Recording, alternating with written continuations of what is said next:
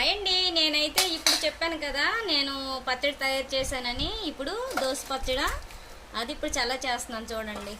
పల్లీలు, టమాటాలు, ఉల్లిగడ్డలు, కరివేపాకు, ఆవాలు, జీలకర్ర, ఎండుమిరపకాయలు, అన్ని కరివేపాకు, అల్లం, తర్వాత తెల్లుల్లి అన్నీ వేసేసి పోపు వేసేసి అందులోనే ఈ పల్లీలు వేపిన పల్లీలును టమాటా ముక్కలు వేస్తానండి. వేసేసి అందులో చింతపండు పులుపు పిడిసానండి. లైట్గా పిడిసినాక దాన్ని విడిచిపెట్టేసాను కాసేపు అలాగా గ్యాస్ మీద. విడిచిపెట్టేసిన తర్వాత కొంచెం ఉడికిన తర్వాత ఇగోండి నేను ఇలాగైతే చల్ల చేస్తున్నాను. ఈ చల్లగా అయిన తర్వాత మనం మిక్సీ పట్టుకోవాలండి. జార్లో వేసుకొని మిక్సీ జార్లో వేసి మెత్తగా చేసుకుంటే బాగుంటుందండి. మరీ అవి మెత్తగా చేయొద్దండి, కొంచెం చేస్తే చాలు మెత్తగా.